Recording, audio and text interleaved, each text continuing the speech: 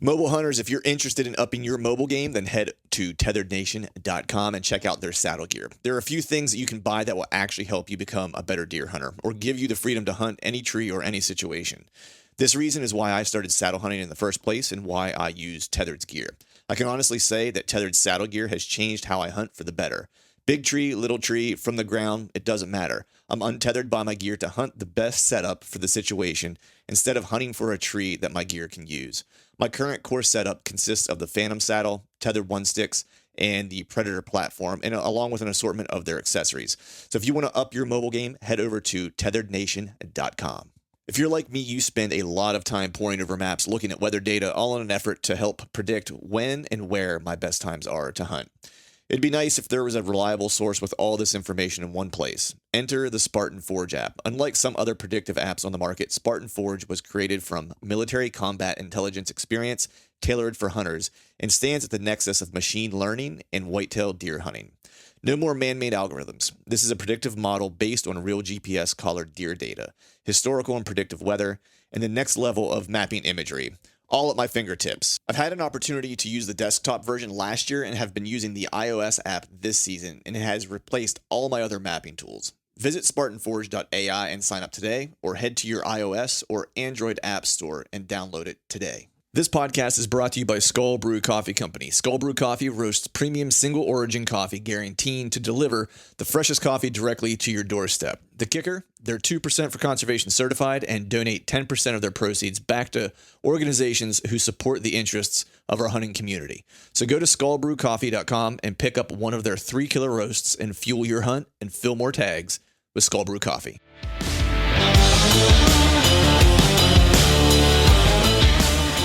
Welcome to the Truth from the Stand Deer Hunting Podcast, brought to you by Skull Brew Coffee Company. I'm your host, Clint Campbell, and you're listening to episode number 257. Today I'm joined by my buddy, Joe Dasic, and we are talking being mobile.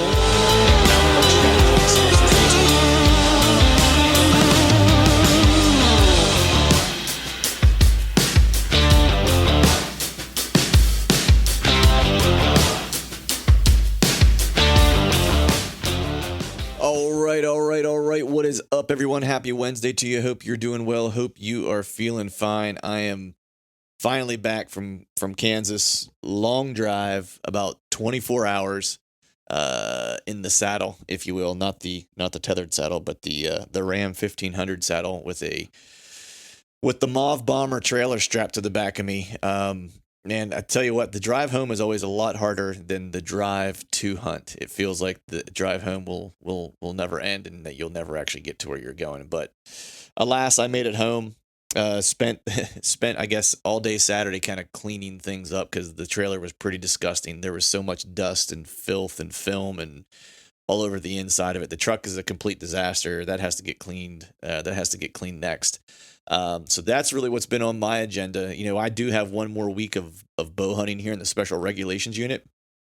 So I'm hoping that maybe I can get out for a morning, sometime this week, before work. This weekend, I really just tried to put some family time in once I got home on Saturday and Sunday and really just kind of recalibrate, man. I lived out of the trailer. I think it was for 17 days straight. I was a nomad kind of living in that. I think within that time frame, I took 4 showers. So I was definitely in need of a shower, but we're just going to kind of get cranked into things today, and not belabor this up front. Have a couple things that I want to pass along to you guys here quickly before we jump into the podcast. So if you listen to any of the previous couple podcasts, you heard me mention, my buddy Cameron Stover over at Hunting Gear Deals.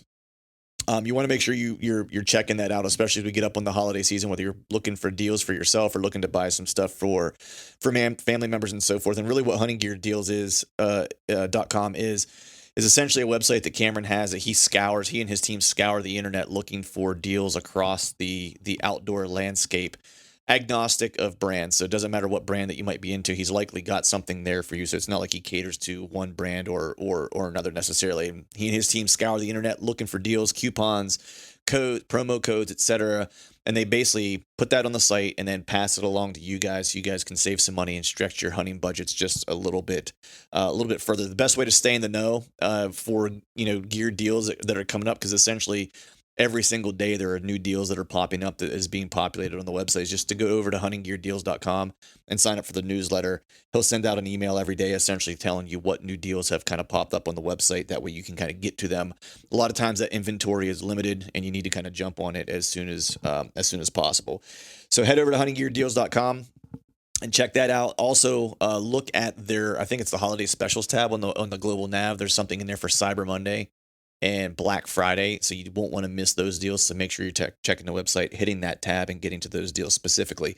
And if you would like to review any gear or anything like that and help Cameron out, you can send him an email at cameron.huntinggeardeals@gmail.com and let him know you'd be interested in doing some reviews for him, and he'll get you hooked up and set up to be able to do some of that. So with that, two other things to pass along. I have my buddy Joe Dasic on today. He's a fellow Pennsylvania guy. I think I mentioned in the beginning of this podcast, our circles kind of crossed online where he follows the Hunting Beast Forum. He runs a couple of the Pennsylvania Deer Hunter, I guess, Facebook group pages. And that's kind of where our paths crossed. And then just so happened that we are hunting a very similar area near one another. And both kind of, he's got a little bit of a head start on me learning some new pieces of mountain ground. And we have a couple mutual friends or mutual acquaintances, and we started sharing trail camera pictures and stuff like that. And he's been hunting mobile before mobile was cool, essentially, and we talk a little bit about that. We also talk a little bit about his mountain hunting strategies, and as he's learning some of this new, more mountainous terrain, like he admits and mentions that a lot of what he was hunting prior to that was, in the same kind of geographic location, but it was probably more related to hill country and farm country where there's a lot of structure and things like that. And then he began to transition to just kind of very large tracts of land mountain hunting, and has been running a ton of trail cameras and doing a lot of kind of studying on scrapes and activity around scrapes and time frames and what types of scrapes in specific areas or terrain features are really kind of the hot spots and so forth. And so we talk a little bit about that. And truthfully, I got a lot from the conversation just in terms of things I need to be thinking about and looking at in some of the places that I've kind of been exploring here in Pennsylvania in terms of mountain hunting. Because he's got a little bit of a head start on me in terms of kind of digesting that information. The other cool thing about Joe is that he does some really killer stuff for the hunting community just in general. One, he's a big advocate of Sunday hunting. He does a lot of stuff for that and is well versed and in the know in terms of the regulations around Sunday hunting, the different bills that are being passed to try to implement more Sunday hunting, or at least transition that Sunday hunting power back or over to the Game Commission and kind of getting rid of that blue law. And so he does a lot of stuff with that and is active in that community online as well. And then probably more importantly, Joe's a veteran, and he does some things to try to help veterans out and gets involved with helping to use the outdoors as a method to kind of reintroduce veterans into society, give them a kind of a way to ease themselves back into a place of normalcy after combat or after being deployed. And there's two groups specifically that Joe works with. One is the Pennsylvania Outdoor Veterans Group. They have a website. It's paoutdoorveterans.org. They exist kind of solely on donations. So if you are, we're in the giving season, if you feel so inclined to contribute, you can head over to that link. That's paoutdoorveterans.org, and you can make a contribution to make sure that those folks have the requisite resources to continue to provide hunts for disabled veterans. There's a second group that he is associated with or works with as well, or has helped out in the past. That's called Hunts for Healing. And this again is just a group that's set up for disabled veterans to help get them out into the outdoors and reassimilate into quote unquote normal life when they get back. And that website is huntsforhealing.org. You can make a donation there as well, as we are in the giving season. So with that, we're going to go ahead and jump into today's podcast. Let me wish all of you a happy Thanksgiving. I hope you have safe travels and a great holiday visiting with some family, eat some turkey, get into a food coma, and just enjoy some time off. My fellow brothers and sisters from PA, be safe on that rifle opener on the Saturday after Thanksgiving, and we will talk to you all after the holiday. And as always, thank you for listening.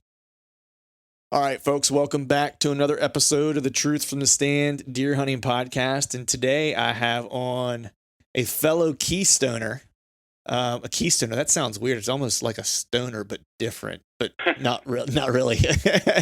But I have a fellow Pennsylvania guy on with me. This is a gentleman who I've crossed different circles with in the past. I've been kind of following him online. I won't say I've been stalking you necessarily, but I've certainly kind of kept up to date with what you've had going on. And then finally, we've just kind of, our circles crossed closely enough to where we started kind of talking via text and stuff like that, and certainly wanted to get you on because I know we're hunting some similar terrain and stuff like that, and just wanted to pick your brain and talk to you just about hunting in general. But I have my buddy, hopefully I'm not gonna butcher your last name, man. I'm gonna say Joe Joe Dafcic. Is that correct? Is Dafcic right? Dafcic. There you go. Awesome. How you doing, brother? Good. How are you? I'm good, man. I'm hanging in there. Waiting for this rain to push out, man, because I'm itching to. Cell cameras are a blessing and a curse. They're a blessing in the sense that, I can stay out of some areas and keep them kind of clean and prime for whenever the time is right. But it's also a curse, and it's painful when I'm sitting at work this morning, and I'm getting ready to sign into work because I work remote. And I see a shooter kind of come by one of those community scrape areas at about 7:30 this morning.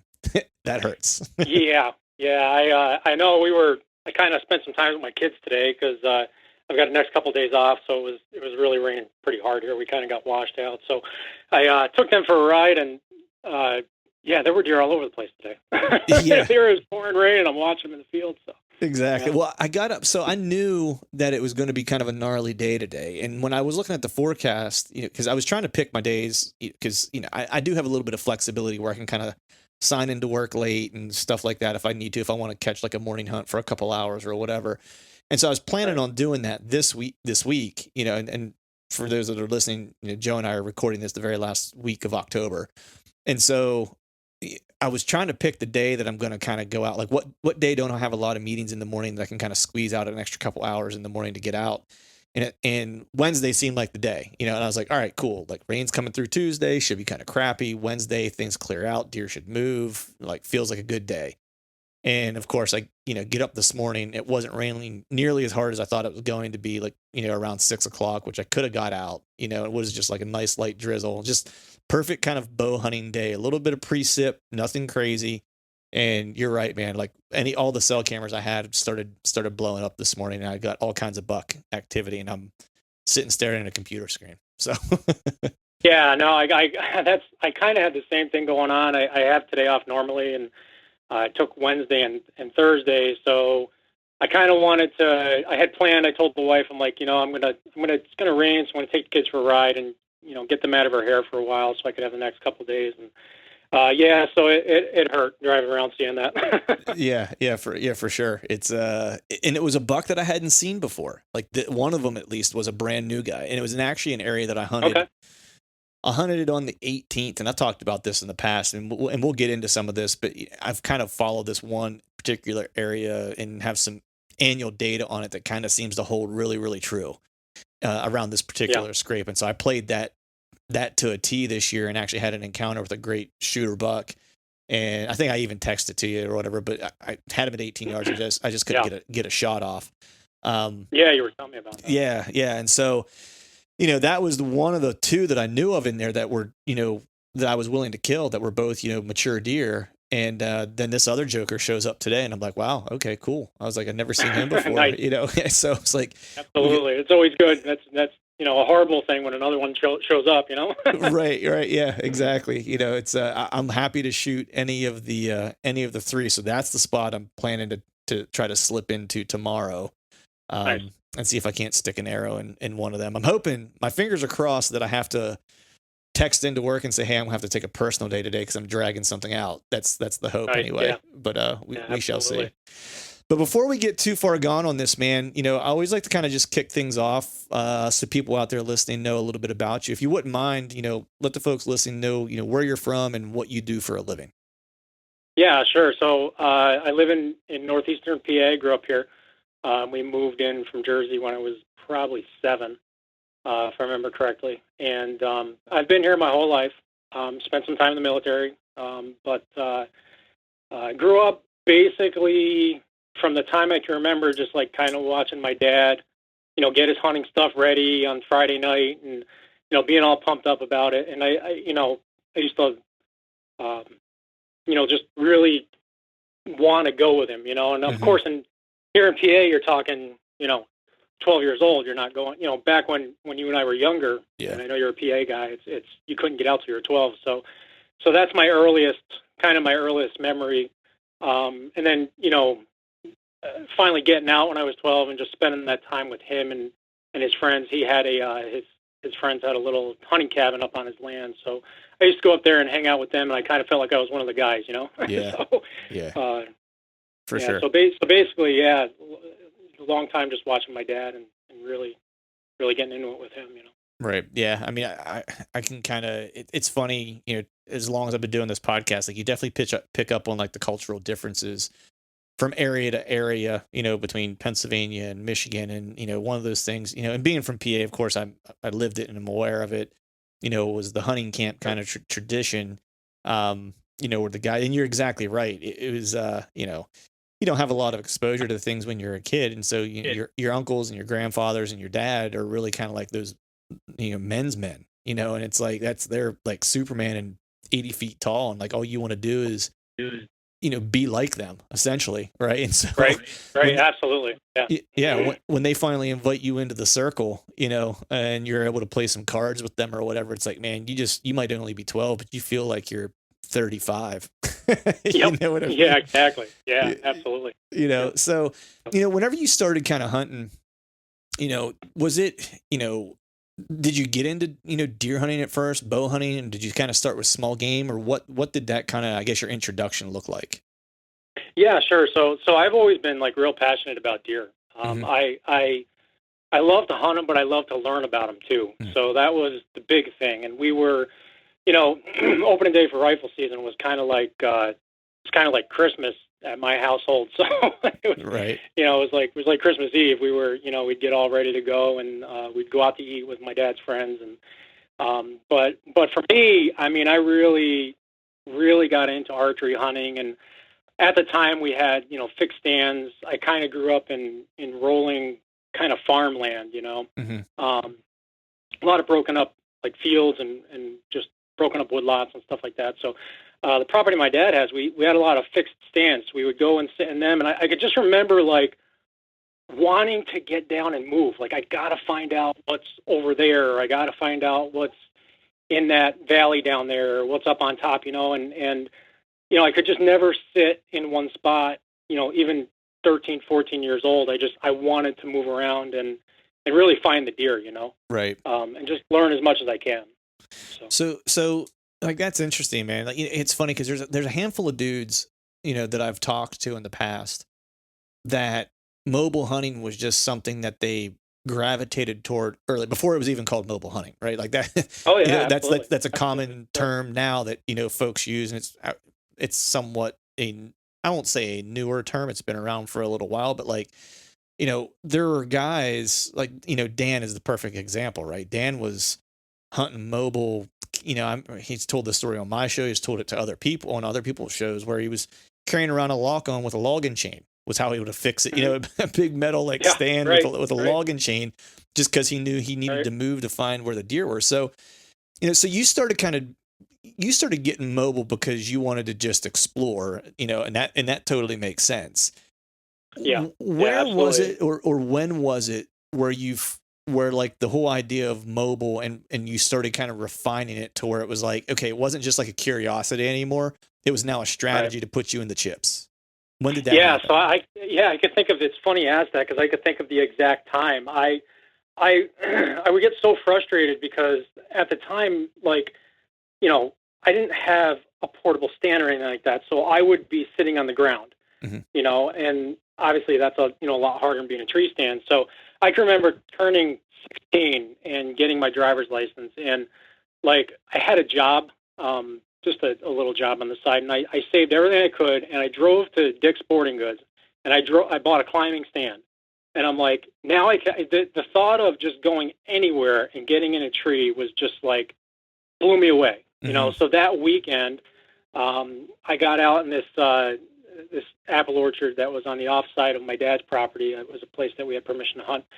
and got up a tree, and I whacked a doe the first night with it, and then that was it. I was done. I was like, this is absolutely awesome. I just kind of fell in love with it at that point, and I just kept pursuing, as far as like, all right, where are the bucks at, and just went after it from there, Right. And so from that point, I'm imagining now, like you mentioned, you're like, okay, this is how I need to be. I need to be doing it this way to find the deer and to constantly kind of be in a place where I have opportunity.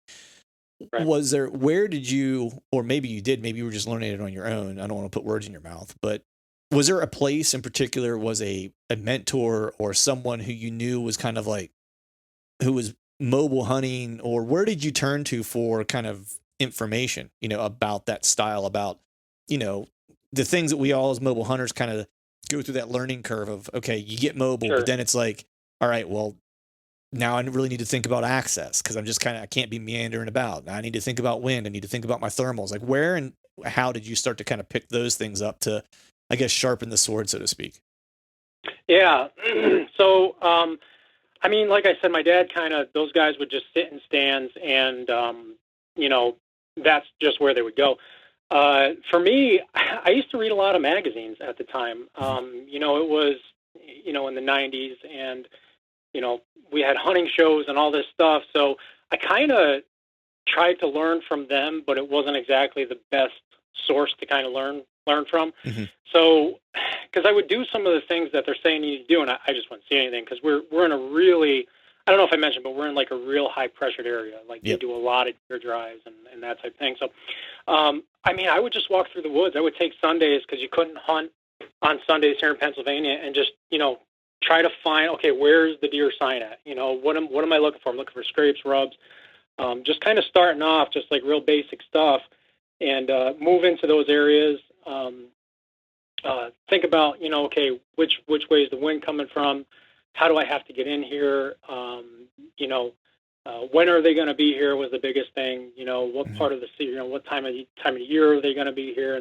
And that kind of really, I want to say that really took off when I got back from the Middle East. I spent some time in Iraq. So I think when I got back from the Middle East is when I really started to hone in on those things. Now that this is at the age of, I want to say, like 23, so right. 23, 24, Nice. So that's when I really started to think about, like, really hard and strategize about things. Right. Yeah. I know for me, there was a couple things where it's like, I wanted to get away from kind of hunting some of the family property that we had and stuff like that. And because I was feeling like I was limited. There was a particular deer I had to experience with where I knew where he was bedded. And I've told this story before, so I won't belabor it, but I knew where he was bedded. It was on the neighbor and I couldn't go kill him. And I really had to just kind of wait for him. And I just got kind of tired of waiting. I was like, man, I want to be places where it's like, if I know where something is, I want to just be able to go get it, Yeah, absolutely. No. Yeah. No question. And so that was kind of like my mindset, and I certainly screwed some stuff up. And then for me, it was really when I found the hunting beast, which kind of changed that kind of changed my world, at that point. And it wasn't just Dan, because I didn't know Dan at that time. It was more talking to guys who were like you, or like local to me, like Greg Litzinger or Tim Bunau, who now lives in Montana. Just guys who were like, they were part of like the beast circle, if you will, like the larger circle that kind of like adopted Dan's principles, and having kind of direct contact with them and being able to talk to them and kind of pick their brains and stuff like that. That was whenever it really all started clicking for me, where I was like, okay, I get it now, and so it's just so cool now that there's so many resources out there for someone if they really want to get mobile and they want to kind of use that strategy and that approach. There's no shortage of places to find information where you can set someone in the right path, as opposed to a bunch of trial and error. You know what I mean? Yeah, no questions. Yeah, I found the beast kind of later.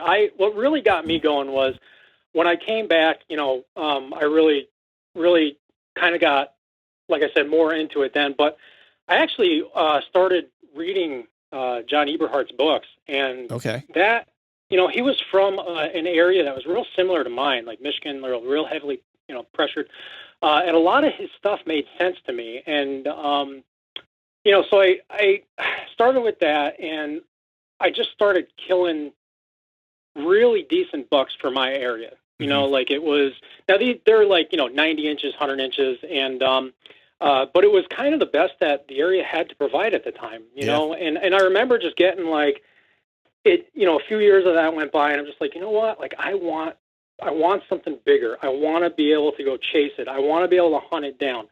And I'm just not seeing, in the area that I'm hunting, I'm not seeing the caliber of deer that I want to step up, to the next level. You know what I mean? Basically. And I just wasn't seeing them here, and I just felt confined, you know. I wanted to get out there. Yeah, no, I can totally understand that. And John is one of those guys where it's like, and I've said this in the past before, where it's like there's two guys that have probably influenced me the most, that people would know or recognize, and that I've kind of took their teachings really to heart, and it has directly kind of like I can point to particular deer that I've killed and been like, right. I use this guy's approach to this, right? And it's been Dan and John. John, really his approach to like freelance hunting to me, and I know Dan kind of does something similar. Like, he it's that mobile idea. John will sometimes though do complete hunts where it's like he like blind, doesn't not like to necessarily, but he can, and he calls it like a freelance hunt or a freestyle hunt. And I've really kind of adopted it, and I love it. And to the point to where it's like when I go out of state, like I typically don't even scout anymore. Like I just show up and hunt. Yeah, and it's absolutely. It's just this freeing feeling. And really kind of focusing on scrapes near bedding cover or near side cover.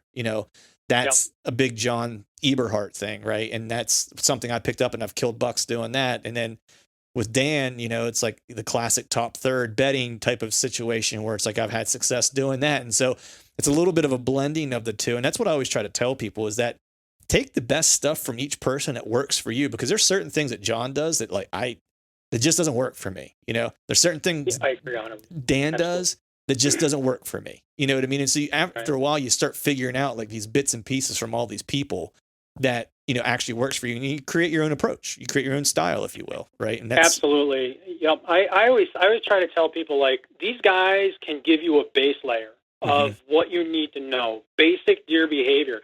But, when I really excelled, as far as like, learning deer a little bit better, it was more when I took that information and kind of went out and not necessarily forgot it all, like I had in the back of my head, but I set out to like learn for my own, really, and even test some of the things that I was hearing.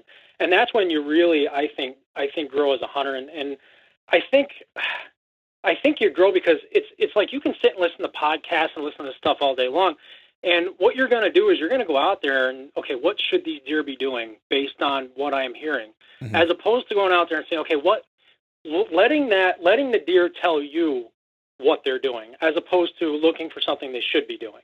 Yeah. I mean, if that makes sense. No, it totally makes sense. And it's one of those things where you let the deer teach you. Like to your point, these guys have had all this experience and they can give you a framework. And that's kind of what I always say. Cause I had a person message me, I think it was last week, just kind of saying that they've been trying like beast style hunting. They've listened to the podcast or whatever, and they've been trying that beast approach and they're struggling. And, and it's really, because it's not a solution, it's a framework to kind of create your own solution. You know what I mean? That's really kind of how it's like I view it. And to your point, you just need to be around deer, and the deer will start to teach you deer things. And that's one of my favorite things to do, especially, I try to take a camera with me in the woods all the time now. And so I've had some decent encounters this year, a couple shots, not shots, but a couple encounters on some shooters that I, blew the opportunity, or one, I just didn't get an opportunity. The other one, it was kind of my fault. I didn't get kind of prepared in time. Then the deer was head up on me and I didn't get a shot opportunity. But regardless, filming them and watching them, and even deer that I pass, I love going back and rewatching the footage. You know what I mean? Yeah. And like, because it's like, I'm watching it in real time, and just watching a deer do deer things and getting an education. Like I'm watching how he's using the wind. I'm watching like how he's working a licking branch. I'm watching how he's approaching a scrape. I'm watching his body language. You know what I mean? To understand, like, is he tense? Is he calm? Does it look like he's like the cock of the walk in this area? Like he's the dominant buck, like all those behavioral things, like I'm trying to pick up on. And then I love going back and watching the footage and like re-examining it and watching the deer do deer things, because they are the best teachers you could possibly have. And the more times you get an opportunity to do that, man, I feel like the better encounters I've had, especially over the past, like say 5 years or so, has made me so much a better hunter just from those deer encounters that I've had, if that makes sense. Oh yeah. Yeah, absolutely. Absolutely. Yeah, I agree 100%. Without Right. question. So, man, I want to circle back to one thing here real quick, not to sound like the White House press secretary with the circle back, but right. I want to talk, like you mentioned, and it's again, this is like the Blessed and Curse podcast. We were talking about Blessed and Curse with the cell cameras, but you mentioned not being able to hunt on Sunday, and like to a lot of my buddies that live in these Midwestern states, like that is just like a foreign thing to them. And you know, it's a blessing and it's a curse, right? It's a curse in the sense that I want to hunt Sunday. Like that's like my kind of position on it. Like I want to hunt Sunday. There's limited time. I want to get out as often as I can. The only way to me that it's a blessing is that it actually forces me that day to go out and scout. Like a lot of times it's like I'll take Sunday as my scout day because I can't hunt, you know, whereas I'd probably be hunting. Now I'll scout and like still hunt and scout my way into places and stuff like that. But because there's no chance of like really setting up and I don't want to necessarily burn out a spot or whatever, like on a Sunday, it's like I'll just take a walk through somewhere that I'm like, maybe this deer transitioned here. Let me go check it out and see if I can pick up any sign, you know. But I know that you do a fair amount of work and writing and stuff like that in advocacy for Sunday hunting. So what's the, you know, with anything that you know or that you can divulge, like what's the status of Sunday hunting in Pennsylvania currently? Yeah, so currently I'm the veteran outreach specialist, I guess you want to call it, kind of the title, whatever, to the Sunday Hunting Committee, Hunters United for Sunday Hunting. We have a Facebook group. And basically there's a bill in the Senate right now that's been tabled. And when I say tabled, I mean it's been put on the table and it has to come off the table to basically be voted on. And somebody has to take it off the table for them to vote on it, rather. So that's where it's at right now. Obviously, we've got our 3 Sundays from last year's legislation, but we're looking to totally remove that blue law of, you know, not being able to hunt on Sundays.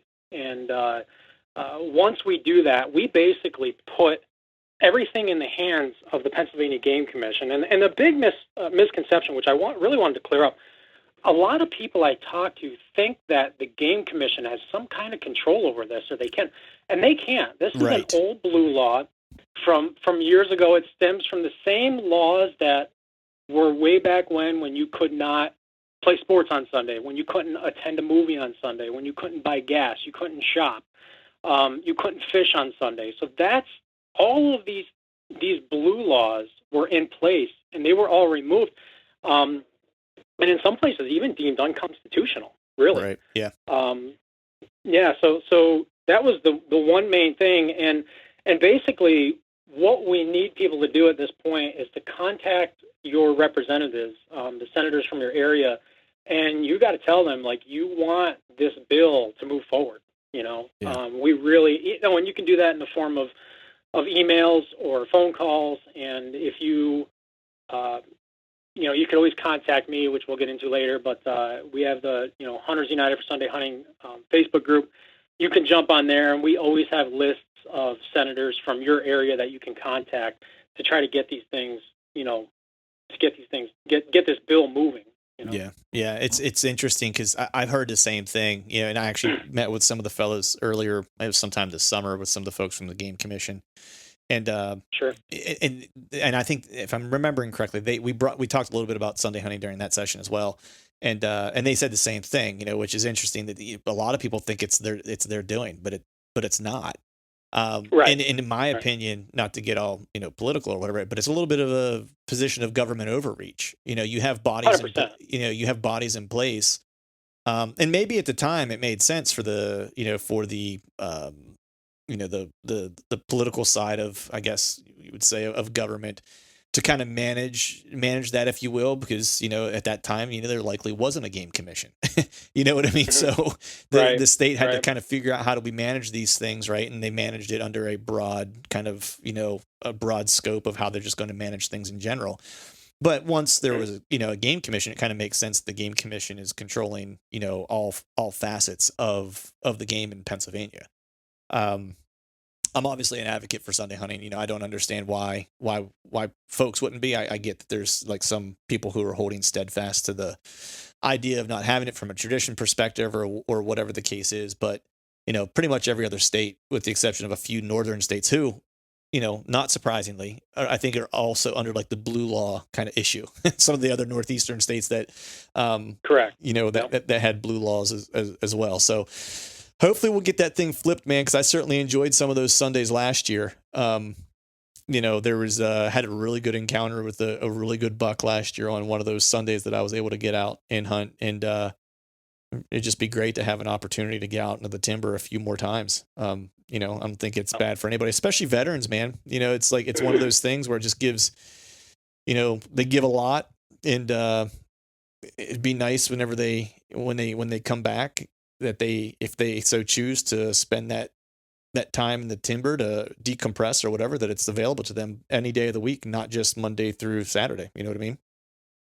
Yeah, absolutely. And that's another big thing with being a veteran. It was, there's a lot to it, but essentially coming back from the Middle East in 2004, hunting for me kind of took on a whole new meaning. It was sitting in that tree and just enjoying my time out. I was focused on finding deer when I'm scouting, focused on something else.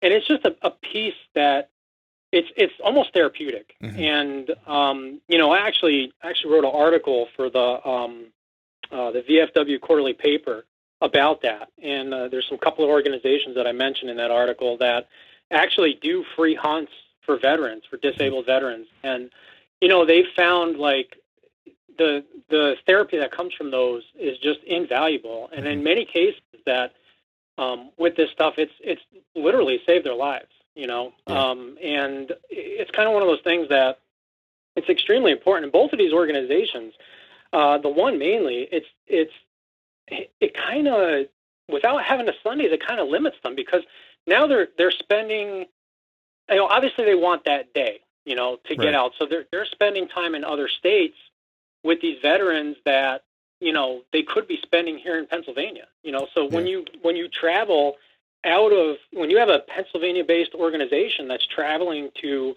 New York or somewhere else on a Sunday, it's costing them more money, to do this. It's costing them more money, and it's also costing the state money, because that's hotel fees, gas fees, tolls, et cetera, that the state could generate, with those, extra days hunting. There's obviously a math equation that goes in part of that. There's a multiplier that occurs, especially if we want to attract additional out-of-state hunters and stuff like that, whether it's from Jersey or New York or whatever the case is, because I think it's quickly becoming not such a well-kept secret that, Pennsylvania is, for all the kind of, heat that sometimes the game commission takes, like, they've done a pretty good job as far as managing the herd overall, and just the caliber of deer that you're able to see come out of Pennsylvania now that you didn't see, like you were saying, in the 90s. You know what I mean? That wasn't the case. You know what I mean? Right.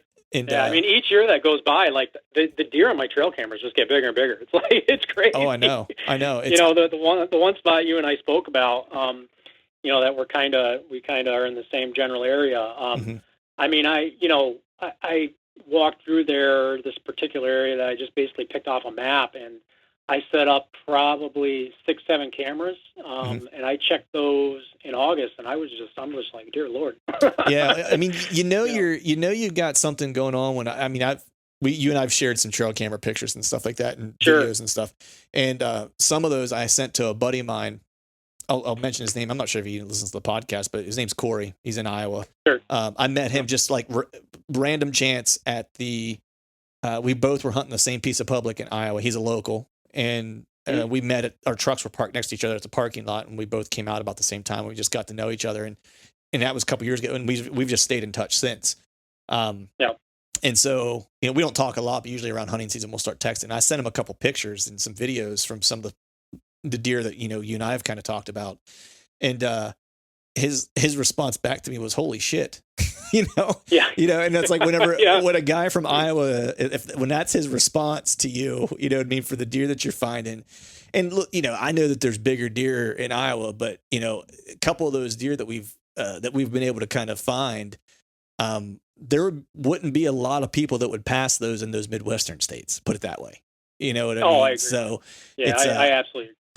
Yeah. So anyway, man, hard transition here to, I want to get a sense, man, how your season's going, dude. How are things? I mean, I know we talked a little bit. I know you had a chance encounter with a brush with what you thought might be one of the hit listers that you've had your eye on this year, but how have things gone so far?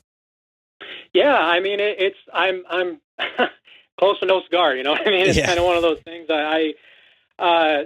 So the buck that I had on camera early on in this spot that you know about, you know, that we're both on, I went in there. He was showing up. It was like real consistently in the morning, and I mean like 7:30 to 8:30 every morning. Wow. So, and that's, you know, through September timeframe, August, September timeframe, right? So I know something's going to happen here. He's going to shift. He's going to do something. But I moved into that area, and I just thought to myself, you know, there's not a lot of pressure here. I'm going to just give this a shot. And on my way in, I pulled 2 camera cards, which it was still dark, obviously. I climbed my tree, stuck in my pocket. So it was like right around 8 o'clock, I heard something move probably about 70 yards out, 60, 70 yards out. And I just heard a real deep grunt. And, you know, I don't know 100% if it was him or not, but it was definitely a mature animal. Right. And it just kind of moved off through a pinch point towards a swamp. And, you know, so that was the first one. That was opening day. So I'm sitting there, and I stuck it out till probably 10 o'clock, and I pulled my camera cards, and I've got this giant, he must be probably 140, maybe 150, with a kicker off his G2. And that deer was in that spot, I mean, 10 to 15 different times in the month of September.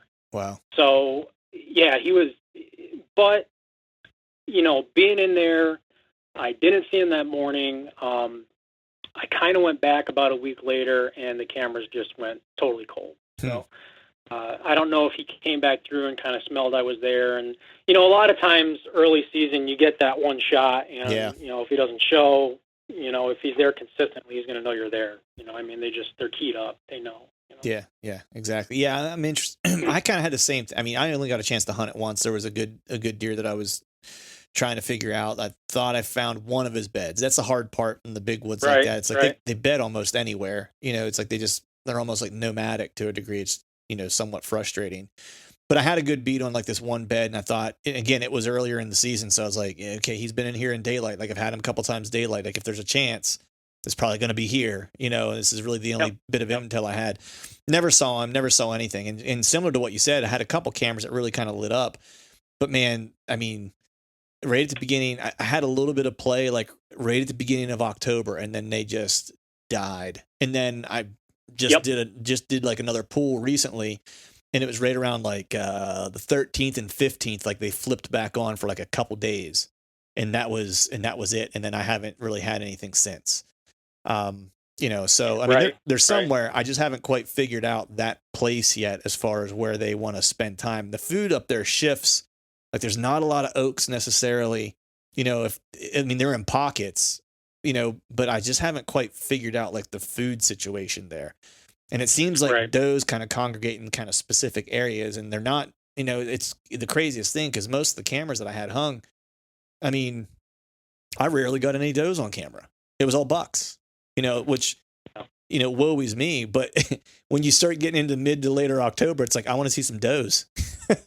Absolutely. No, I agree with you. And it's funny because there's another, as far as the does showing up, there's another area that I have and that I'm a lot more familiar with that I've been at for probably 5 or 6 years now. Mm-hmm. And so what I decided to do in that particular area is, you know, I walked it pretty good, and I found like, I want to say like 18 to 20 different scrape locations. Mm-hmm.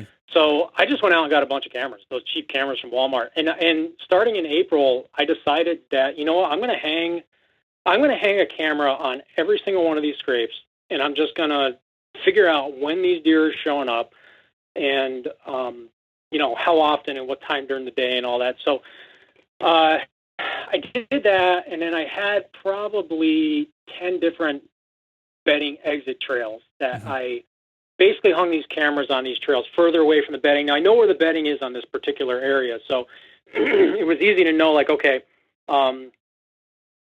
this trail's coming from this particular area, that particular area, whatever. But so I checked those cameras in, I want to say maybe like July, and I really had no bucks on anything in these scrapes.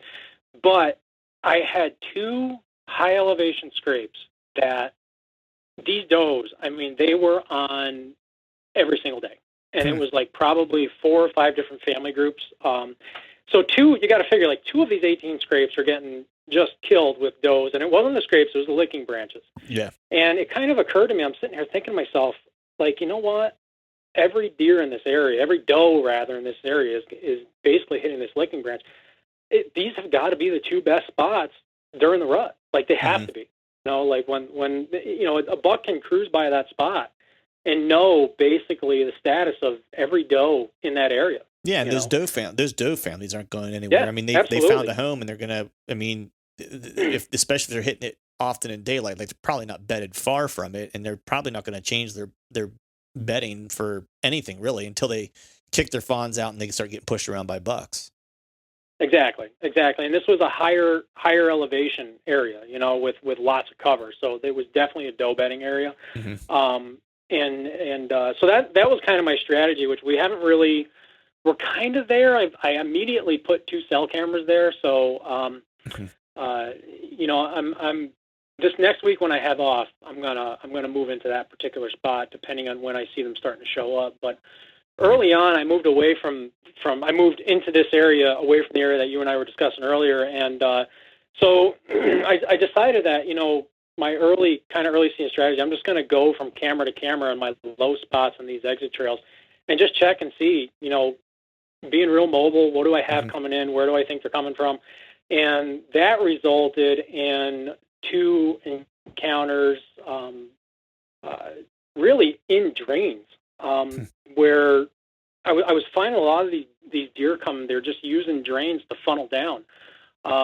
So they're bedded basically up on these points. And so a drain, like what it produces is points along the drain that are real steep terrain, and as you go up, it's real like heavy with cover. So the deer, these buck were just basically running right down the drain. So I set up on 2 separate occasions. The first one, I think it was one of the bucks I was after. I'm not 100%. I really didn't get a good look at him, but it got to me right at dark. So I'm just like, So I sat there, let him move past, climbed down, and then it was the Tuesday after that. It was like Groundhog's Day. Same thing on a different drain, different point. This one I got a better look at, and it was definitely a shooter. I don't know exactly how big he was, but it was kind of that gray light kind of time frame where you really can't make the shot, but you can see the outline. And I had just think about climbing down, and I looked up, and there he was. I'm like, you got to be kidding me. So, like, I'm right there. You know what I mean? But it's so hard because I know where they're bedded, and there's a hard cover line. And what I'm finding is they'll bed just in that cover to where they're kind of surrounded, but they're looking down into the open, into these drain spots, where I'm basically coming from. So, like, how close do I dare get? Like, you know what I mean? It's like I know I can see this tree from that bed.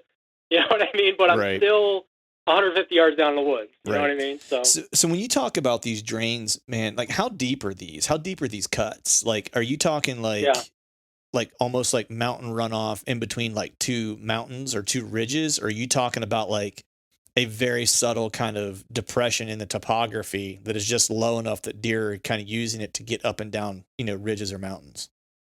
Yeah. So I've seen it. I've seen both.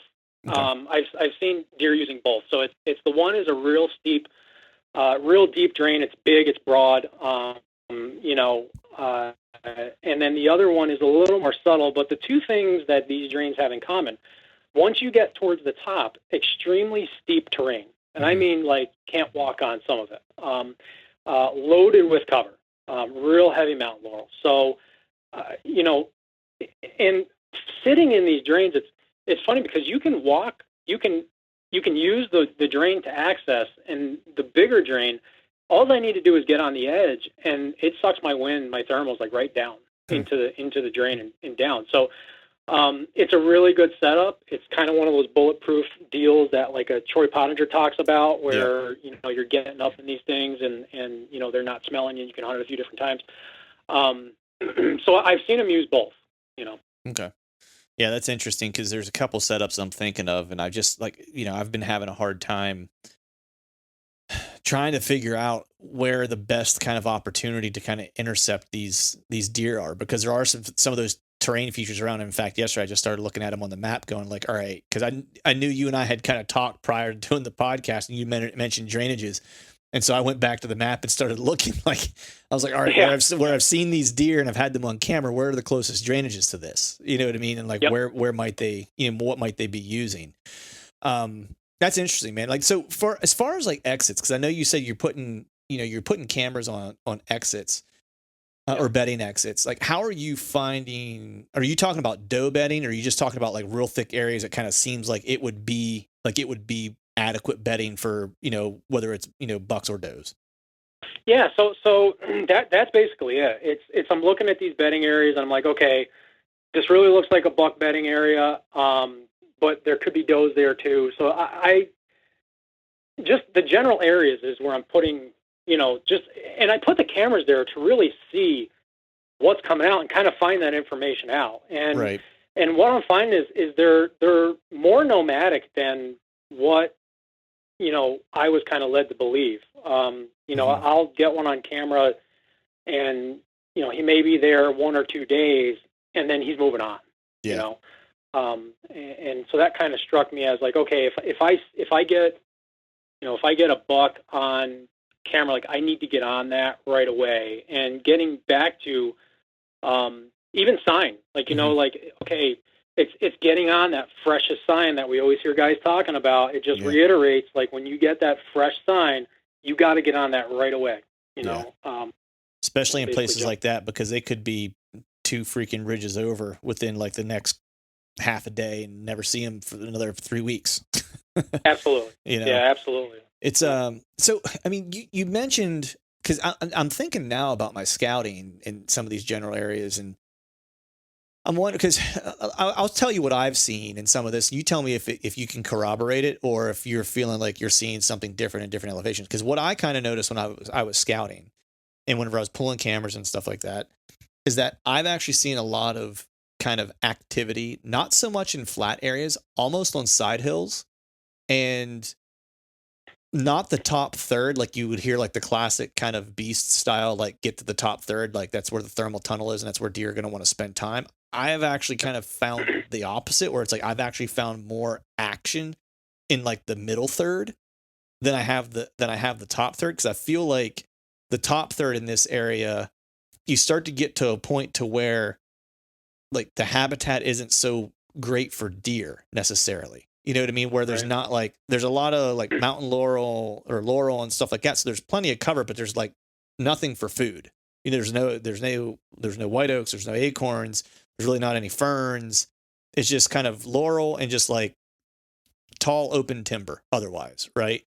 So that's kind of been what I've noticed. I'm curious if you've seen the same things, or if you're finding like, no, I'm finding scrapes in those higher elevations, and I'm finding more consistent movement in those higher elevations, or vice versa. I'm just curious what you've seen. Yeah. So I'm finding them in both spots. I'm finding the scrapes in the high elevation areas, and I'm finding them in the lower elevation areas. Now, the difference, I think, is the day and night. Mm-hmm. So what I'm seeing is more daytime activity towards the top, and your nighttime activity is on those scrapes in the bottoms. But the big thing that you touched on, and I think is really important, is the food. They're going to lay there. They're not going to lay in one spot all day, but they're going to get up, move around a little bit of food.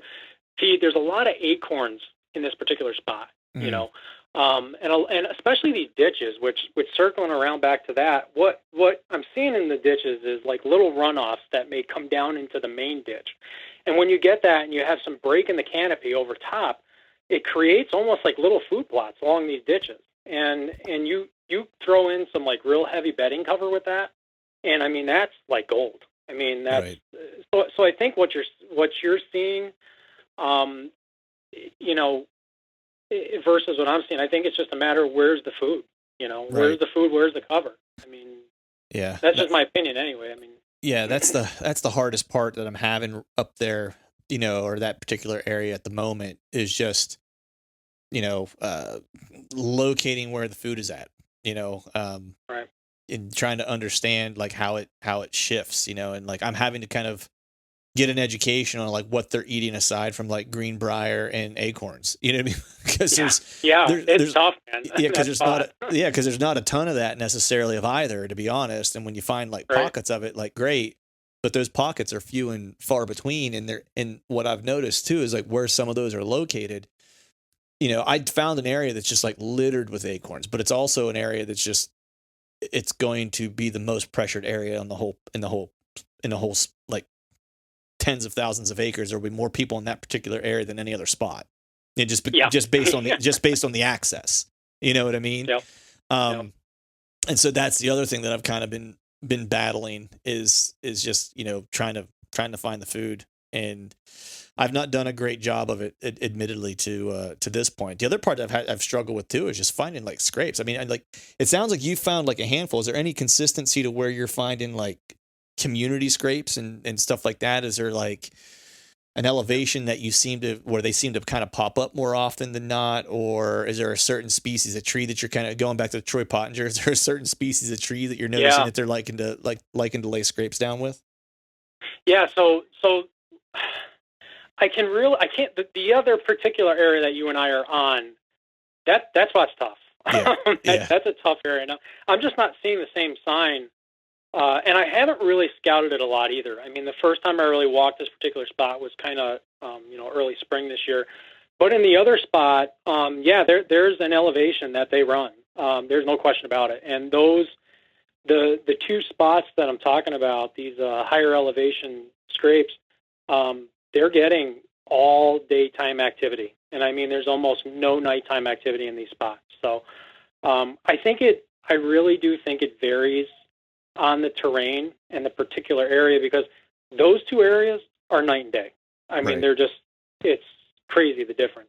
You know, you can find consistency in one, and in the other one, it's just like I'm in there and I feel like I don't even know where I am. You know, I feel like, holy smokes. It's like, yeah, it's tough, man. Yeah. But in the one particular area, it's high elevation scrapes in cover, surrounded by food.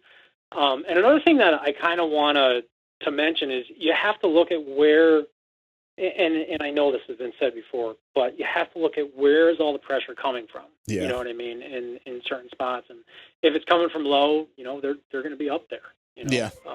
Yeah, it's great. It's a great point. You know, the one area that we are seeing a little bit of consistent kind of action, if you will, and like the most sign that's been kind of laid down, there's a barrier in the way that people aren't going to want to go through, over, or across to get to it. Right. And that's the one area where, you know, a mutual friend of ours who kind of lives in the area has been hunting this particular area, and that's where the best sign is kind of being laid down at the moment, and the freshest and the most consistent.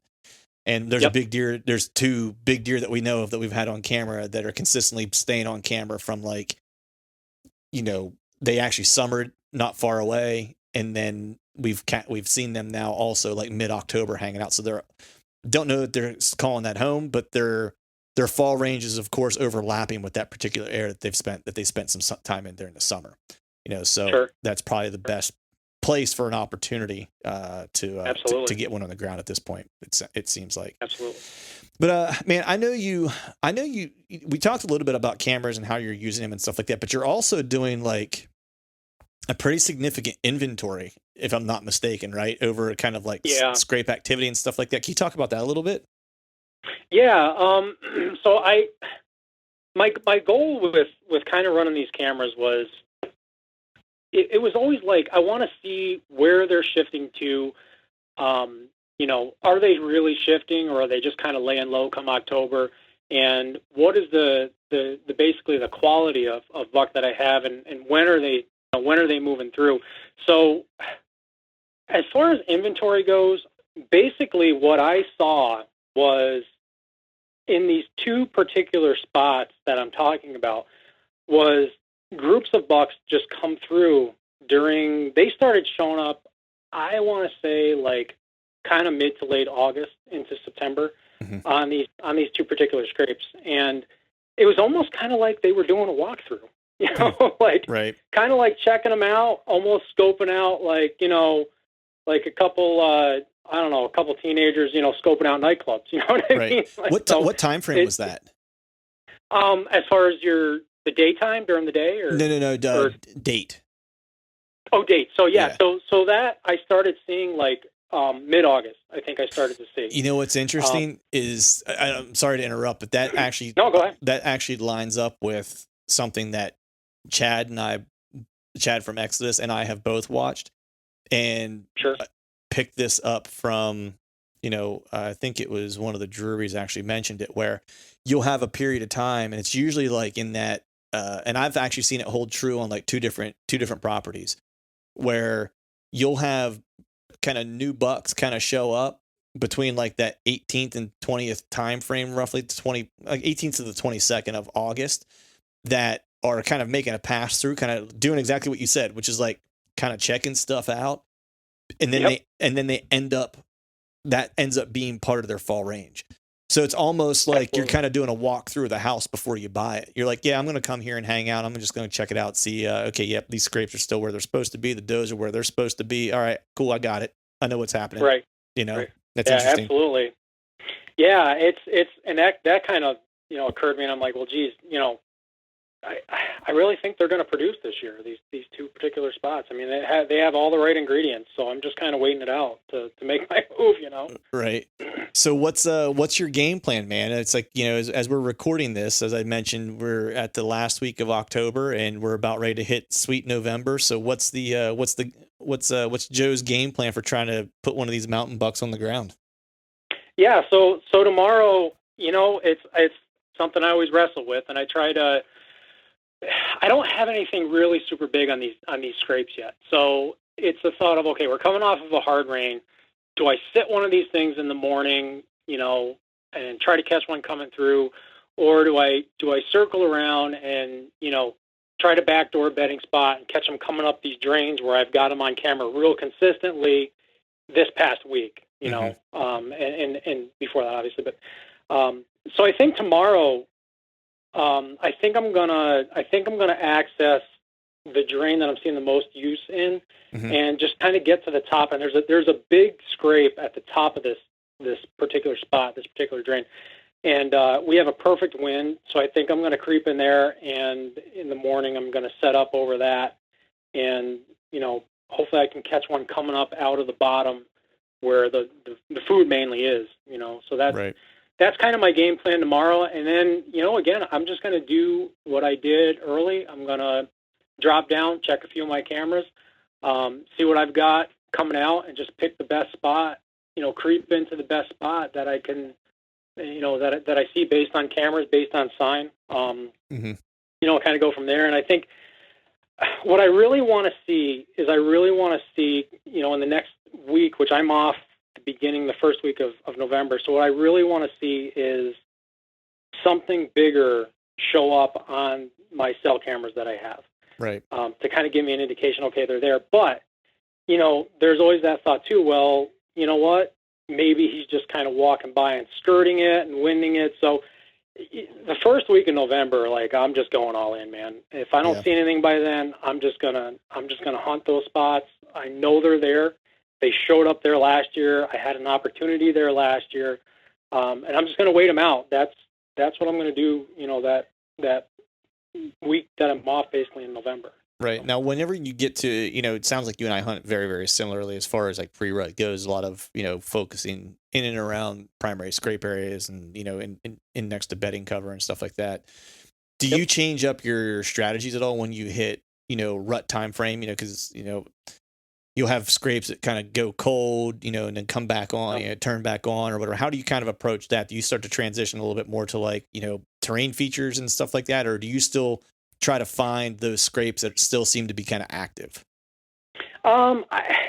It's a mix. It really just depends on what I find when I'm up there, you know, when I'm poking around. And, you know, if I find a big scrape that's active and I'm looking at big tracks and I'm looking at a lot of doe activity, I'm going to sit it, you know. Yeah. But historically speaking, where I've killed a lot of my bucks are in, you know, kind of pinch point or funnel areas that are real close to doe bedding and doe groups. So I learned, again, you know, you think you got these things figured out and you seem to get smacked in the head, but it was last year I set up almost perfectly in this, what I thought was a great pinch point between two doe bedding areas. And it was like 10 a.m. I had this giant, I'm going to say he was probably in the 130s.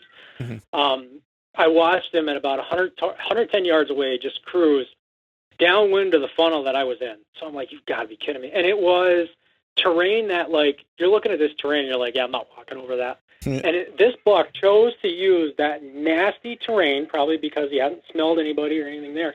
And it was downwind of this funnel. So I thought I was downwind far enough, and I wasn't. You know, so this guy, that kind of taught me a lesson about, you know, how they're using more so the mountains, because the funnels that I've had a lot of success in back home were a little more obvious, and they really couldn't get too far downwind because there's a lot of, you know, residential areas, you know, they run into a house here or whatever, you know, or barn. So, so that was a lesson learned. Yeah, definitely in those bigger woods pieces, man, they definitely have the upper hand when it comes to, you know, being able to kind of maneuver around you and stuff like that. Well, but man, I know I've kept you here we're up just about on the hour mark here, but I have one more question for you. It's always the hardest question that I ask before I let you go. If you're game for it, you ready? Yeah, we'll try. All right. So if you had to build a basketball team for a 3-on-3 tournament of the best public land bow hunters that you know, or I shouldn't say that you know, that you could think of, who would those three people be? And they can be people that you know. They can be people that are with us, not with us any longer. They can be famous, not famous. They could be the guy down the road, whoever it is. You have 3 tags to fill in any state, doesn't matter what state, on public land, and you have to pick 3 people to fill 3 tags. Who are those bow hunters? All right. So, yeah, man, that's a tough one. I'm gonna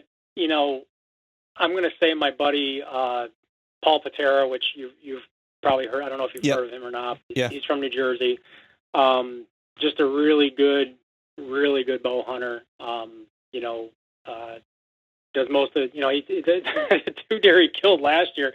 He did it with a stand on his back, you know, creeping in. So, so I would say he would be one of the guys that I pick. And if we're talking, you know, this particular area of guys that know the woods, my buddy that I hunt with, I don't know if he wants me to mention his name on a podcast, but it's a friend that I hunt this other spot with, this other kind of the spot that I've been talking about. I would definitely choose him. You know, the third one, I really don't know, you know. It's tough because there's a couple different guys that I could think of. The one guy that I talked to online that I've never really hunted with him, but this guy has kind of mastered like the bump and dump. I mean, he's got the wall to prove it. Nice. So I think it would probably be him. Nice. He's killed a lot of big deer here in PA. Now that's not to shortchange, like, you know, the Infalts or the John Aberharts, or I'm just talking about guys in my immediate area that know the areas that, you know, that are kind of locked into these spots. You know? Yeah, no, I love it. I dig when guys go with like the local, like what I call like the local legends. Like I love that. You know what I mean? Because I've always said, and I'll say it till the cows come home, it's the best deer hunters that are out there. Most people don't know about. Right. And it's, a perfect example is a guy that I had on, Travis, and it was a guy that Eddie Claypool introduced me to. I mean, the guy just slays big deer, and he's in Oklahoma. He hunts Oklahoma and Kansas.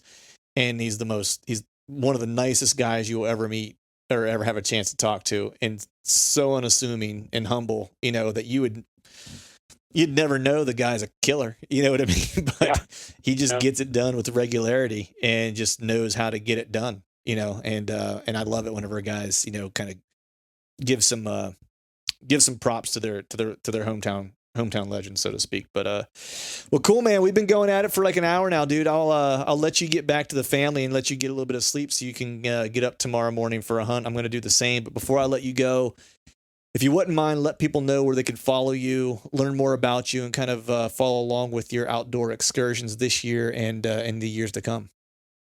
Yeah. So, I mean, I've got a Facebook page and so there, I do have an Instagram page that I'm kind of on a little bit more. I think it's a little bit more of a calm platform, to be on. So I follow a lot of guys on that page or, on that social media platform. So right. Basically Facebook and Instagram. Yep. Nice. And then any links that we need to get to for any of the veteran stuff that the folks can support? Yeah, absolutely. And that's a big thing with these guys, these two organizations that I'm going to mention is Pennsylvania Outdoor Veterans. And they provide, again, hunts for disabled vets, free of charge for them. They have a website, paoutdoorveterans.org. So they rely on, donations basically, right, to fund them and fuel them. So, and the other one is Hunts for Healing. And they have an actual spot that's actually really close to me. They have an awesome facility that's just set up for veterans, for disabled veterans. So they have all the things there that they need. And that's huntsforhealing.org. So, you can look up those two organizations, jump online, find their websites, and there's a donate tab on each one of those where, they really do rely on those funds coming from the community, nice. to support the veterans. So. Good deal, man. Well, folks out there listening, head over to those links, check those places out. If you can give a little, especially coming up on the giving season, be awesome if you'd be able to do that. I'll hit that link and make a contribution on my end, brother. Appreciate all the stuff you're doing for people that need it.